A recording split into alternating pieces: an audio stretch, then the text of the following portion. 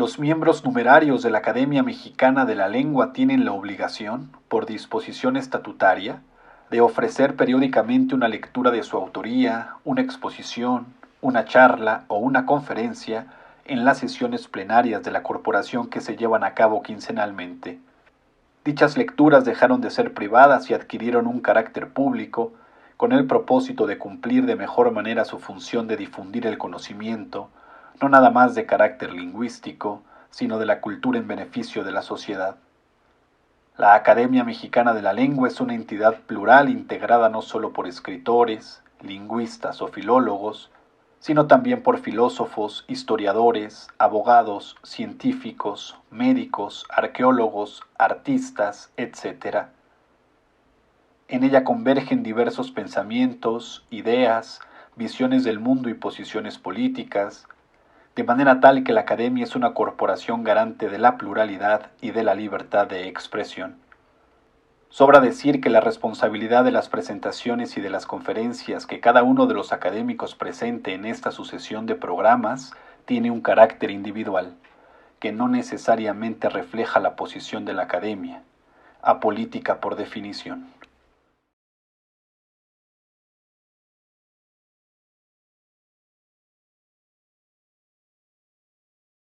Buenas tardes a todos, queridos amigos, queridos colegas.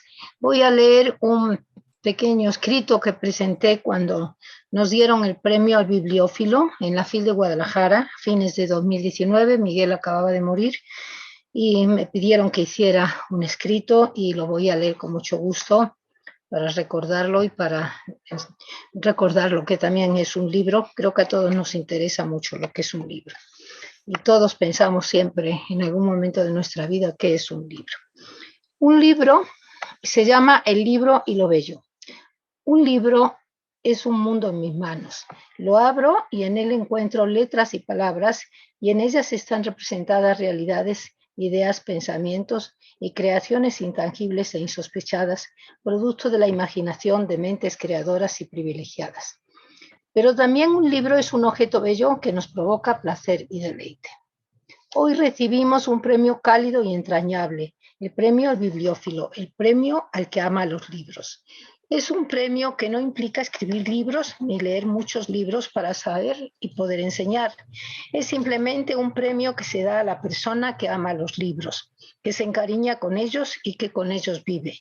Vivir entre libros, se dice, de la persona que tiene muchos libros, una biblioteca, que los cuida, los ordena y pasea entre ellos, y mirando los anaqueles, toma un libro entre las manos, lo abre, lo ve, lo acaricia, lee el índice, busca un capítulo, se detiene en una página, encuentra una reflexión, un pensamiento original. Finalmente lleva el libro a su mesa de trabajo para leerlo despacio, lo ojea de nuevo y toca sus páginas deslizando la mano y acariciando el papel.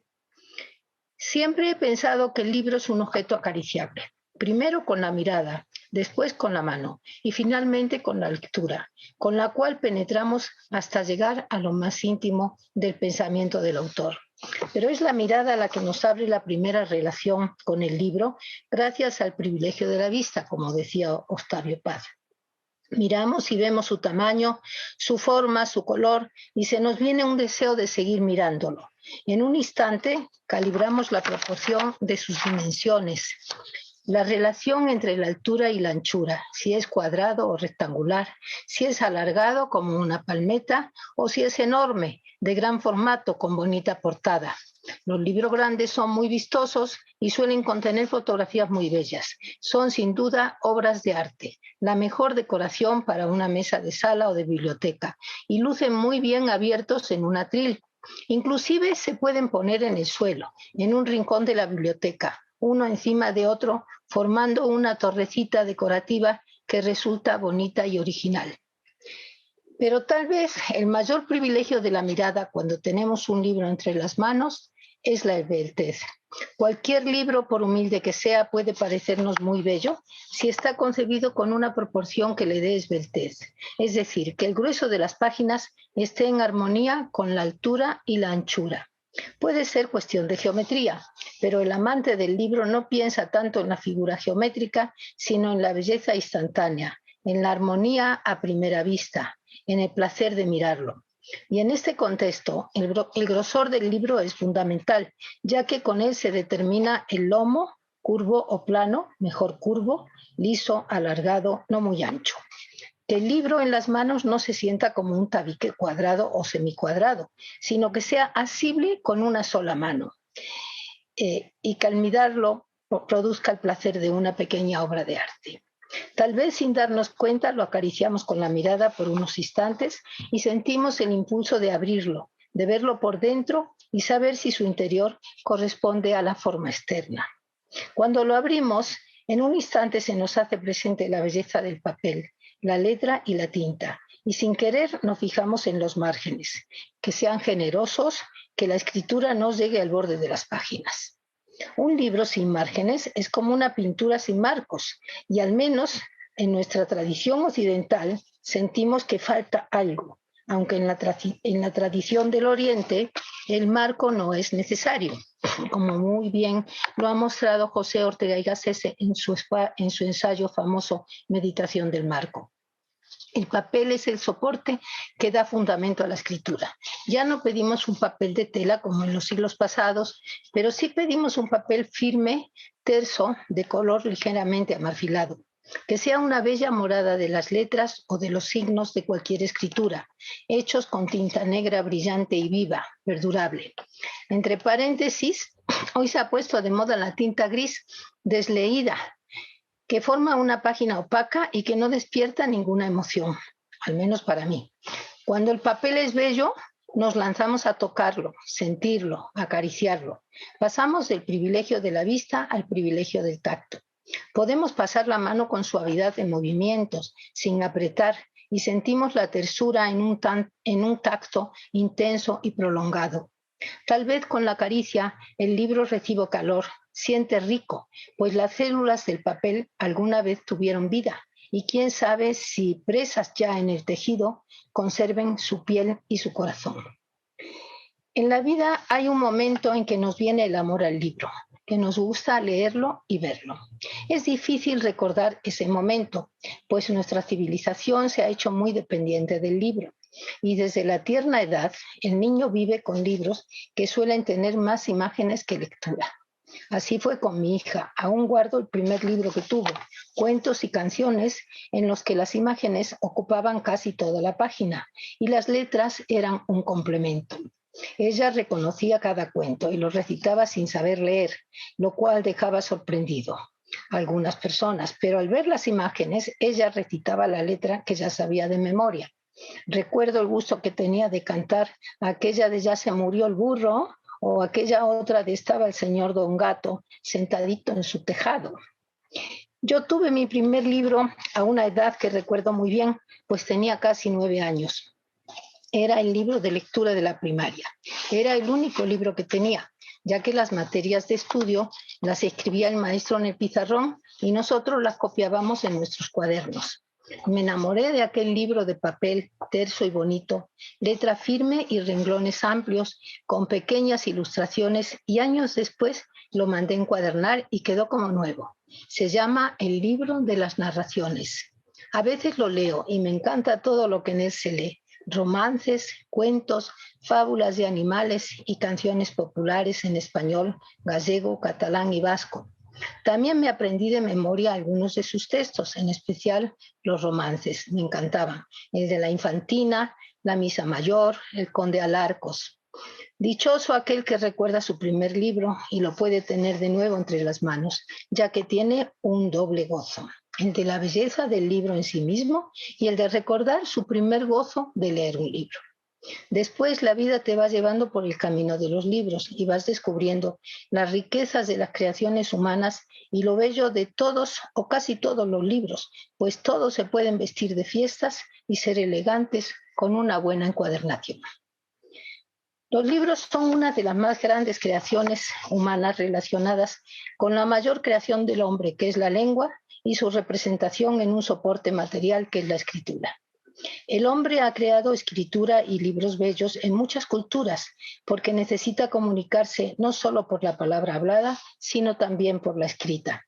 El hombre necesita hablar con los ausentes, con los que fueron y con los que habrán de venir, como decía Nebrija en su famosa gramática sobre la lengua castellana. Por ello, el ser humano ha dejado escritura en piedra, en huesos, en conchas, en piedras semipreciosas, esculturas humanas y también en esculturas humanas y en algo humilde y sencillo como es la arcilla. Todos son pequeños monumentos siempre bellos y aunque a veces no son libros, sí son fragmentos de libros que nos hablan y nos cuentan un pasado que hacemos nuestro. Hacia el tercer milenio antes de nuestra era, ya podemos hablar plenamente de libros en lo que se ha llamado la media luna fértil, es decir, Mesopotamia y Egipto. En Mesopotamia se empiezan a escribir signos que representan sonido y sentido, en tablillas de barro, de mediano tamaño, lisas y pulidas, que se sostienen con una mano y que se pueden archivar con un orden y una secuencia. En el barro húmedo, los escribas van consolidando una forma de escritura hecha con la incisión de una caña cortada, de tal manera que resulta un triángulo. Primero, los signos reproducen la realidad, las cosas, lo que se llama el referente. Después, los signos se hacen abstractos y representan sonidos y palabras. Tablilla más tablilla ya es un libro, y miles de tablillas integran las primeras bibliotecas de la historia, como la del rey asiria Asurbanipal, del siglo VII antes de nuestra era. El desciframiento de esta escritura fue difícil, pero fascinante, y estoy segura de que los escribas mesopotámicos y los asiriólogos modernos, cuando leen las tablillas, las miran, ven los signos, pasan suavemente la mano, las acarician, las descifran y tal vez respiran hondo y las besan cuando terminan de leer textos como el poema de Gilgamesh, el héroe que busca la inmortalidad. Al mismo tiempo que esto sucedía en Mesopotamia, en Egipto los escribas de las paredes de las tumbas descubren el papiro en las orillas del Nilo y comienzan a prepararlo para escribir en él. Superponiendo hojas y pegándolas con una sustancia aglutinante, consiguen una superficie blanca, tersa, pulida, donde los signos de la escritura resaltan en color y en belleza y guardan un pensamiento.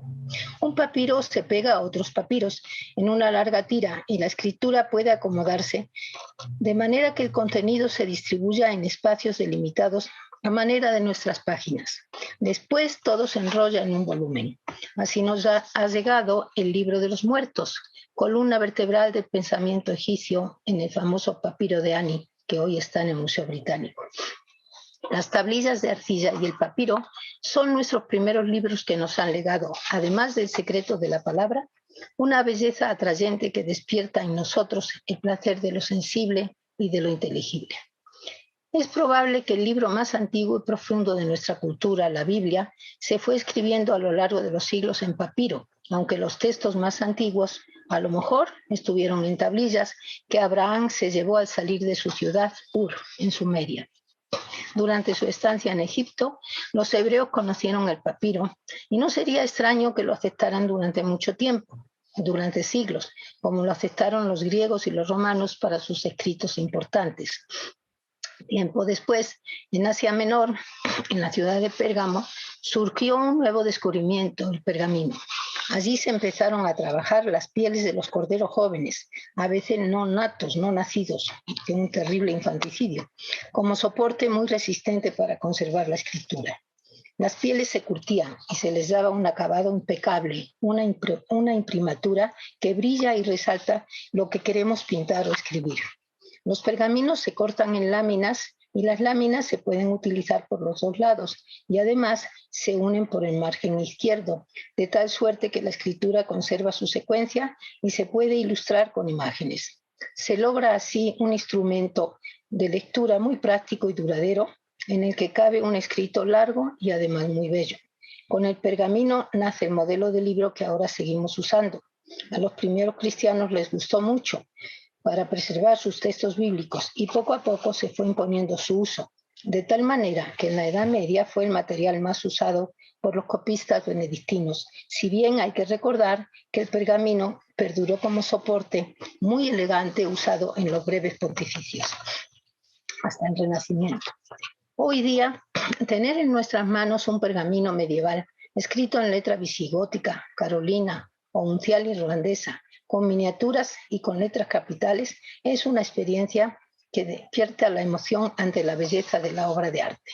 Nos lleva a pensar en una tarea larga que empieza con el trabajo del pastor que cuida la oveja y que termina en el scriptorium de un convento románico o gótico con grandes ventanales por los que penetra el sol.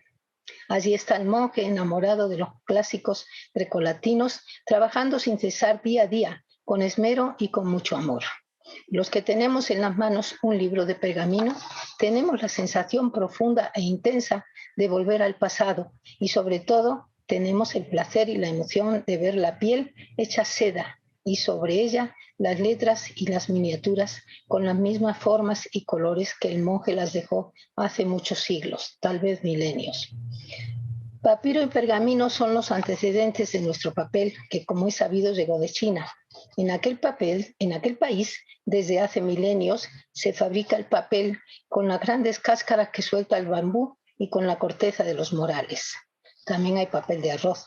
Los chinos guardaron el secreto de producir papel tanto como el de la porcelana y la seda. Pero en el año 712 de nuestra era, los árabes llegaron a la ciudad de Samarcanda, hoy Afganistán, y descubrieron el papel chino, mucho más barato y más fácil de fabricar que el papiro o el pergamino. De Samarcanda a Córdoba, pasando por el Cairo, hay muchas leguas, pero el tiempo todo lo puede y el papel llegó a la capital del califato unas décadas después. En Córdoba se instalaron los molinos de papel en el Guadalquivir y los poetas empezaron a escribir en papel de trapos de algodón o de lino. Era un papel firme, liso y suave, resistente al tiempo y que resguarda la libertad del espíritu. Así lo dice el gran Ibn Hazm de Córdoba, que vivió en el siglo X de nuestra era, desterrado de su patria cuando escribió El collar de la paloma, un libro clásico. Dice así, ya estaba él desterrado: aunque el papel queméis, no quemaréis lo que el papel encierra, que dentro de mi espíritu y conmigo camina. ¿Qué me importa que queméis papeles y vitelas? El nuevo papel era humilde y bello y se podía cortar del tamaño necesitado y coser en el margen izquierdo.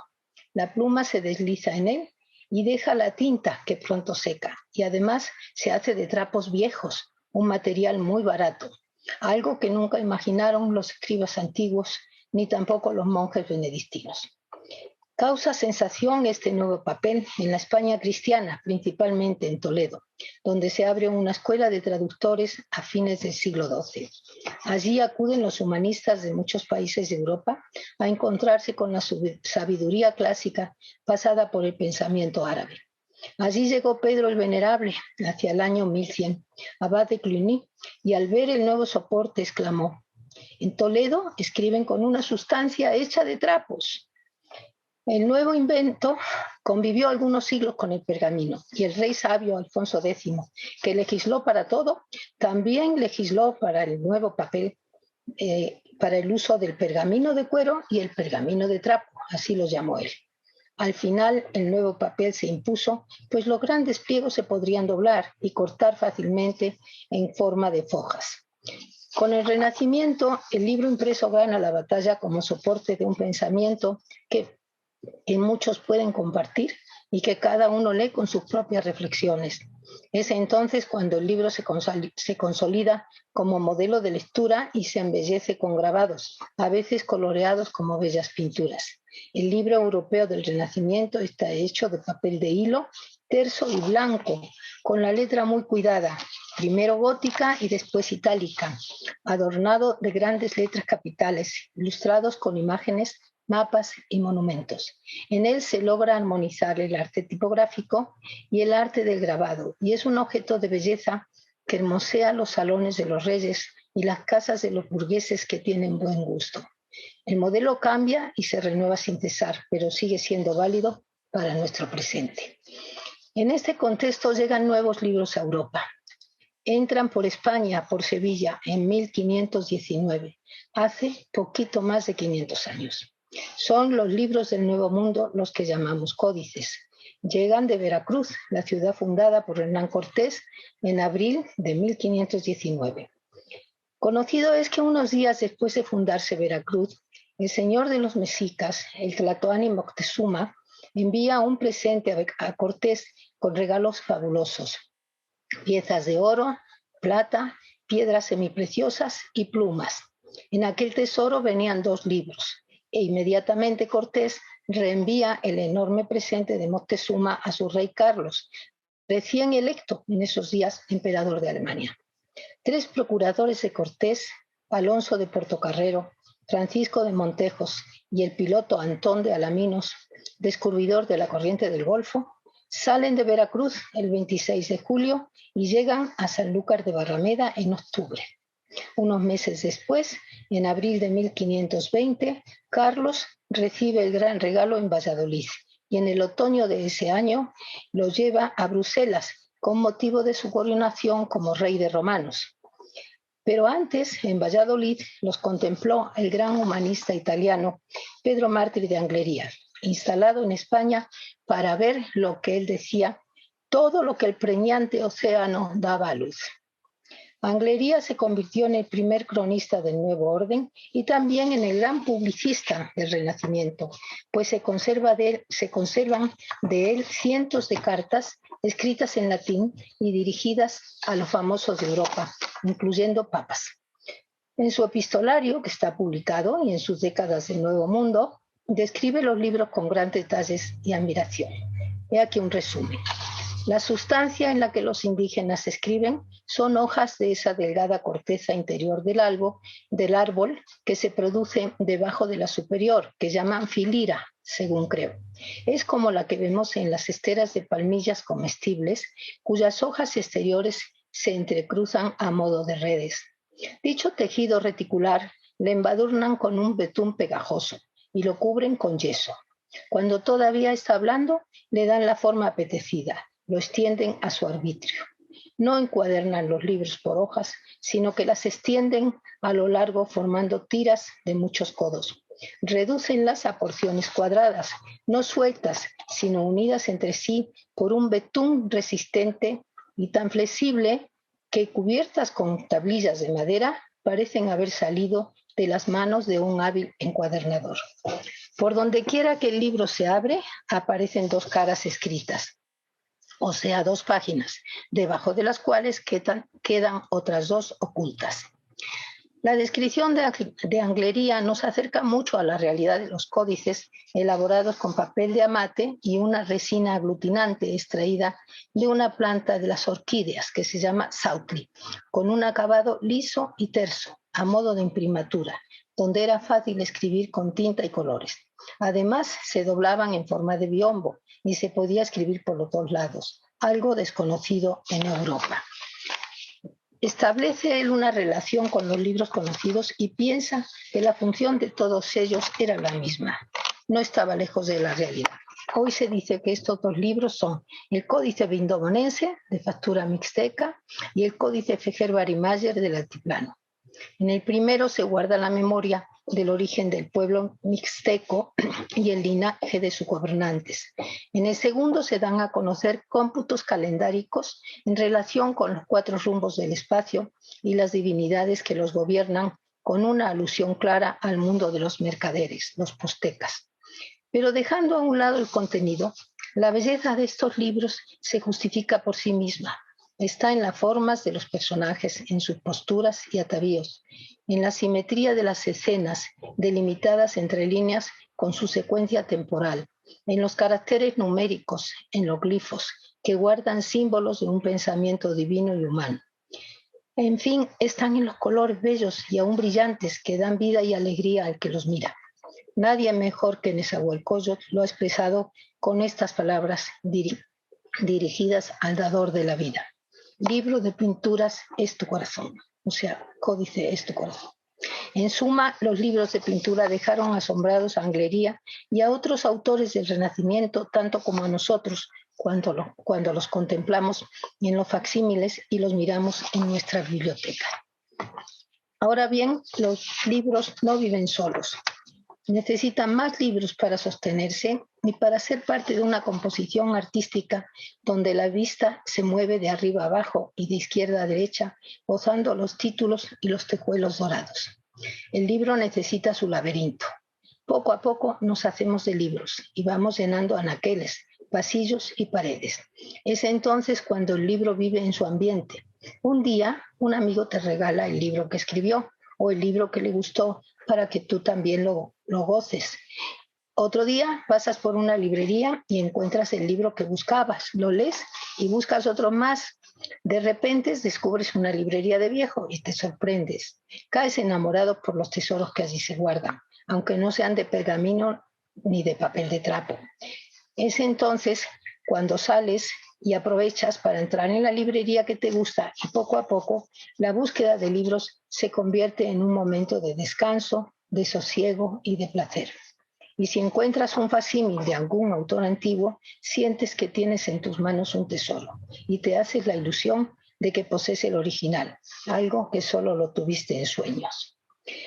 Llegados a este punto, cuando paseas, cuando viajas, vas en pos de los libros, porque ya te has encariñado con ellos y con ellos vives día y noche. Así nos pasó a Miguel y a mí. Buscar libros era un motivo de paseo y de placer, tanto en las librerías de viejo como en las nuevas, llenas de libros académicos, algunos de arte muy bonitos. A donde quiera que íbamos, y más en la Ciudad de México, nos peinábamos las tiendas de libros. Mientras los anaqueles de la biblioteca se llenaban y mandábamos a hacer otros, que pronto se llenaban también, porque además de tus libros, los amigos te regalan otros libros y el ambiente universitario es muy propicio para adquirir libros sin esfuerzos. Es más, llega un momento en que el cariño al libro es tal que recibes los libros que otros no quisieron, los libros huerfanitos, mal cuidados y sin portada. Pero sabemos que esos libros se pueden vestir con bonitas encuadernaciones y entonces quedan como la ropa de Armani en un escaparate de lujo. Decía don José Luis Martínez, y ya termino, que una biblioteca valía más si los libros estaban encuadernados. Yo estoy totalmente de acuerdo y pienso que a medida que compramos libros tenemos que ir encuadernando poco a poco, porque no hay decoración más bella ni elegante que los libros. Los lomos de piel con sus tejuelos en oro producen alegría y vida que se traduce en una emoción sensible y que induce a acariciarlos. La belleza de un libro te lanza a amarlo, a tocarlo, a agarrarlo con la mano, a abrirlo donde sea y a leer unas líneas para ver qué dicen sus letras. Pero la belleza de todos juntos evoca un sentimiento muy profundo. Yo diría que es un sentimiento de la grandeza del pensamiento y del arte, de lo sublime. Esto es una biblioteca, un lugar donde los libros dan vida y calor y donde la vista alcanza el sentimiento de lo sublime. Gracias a todos.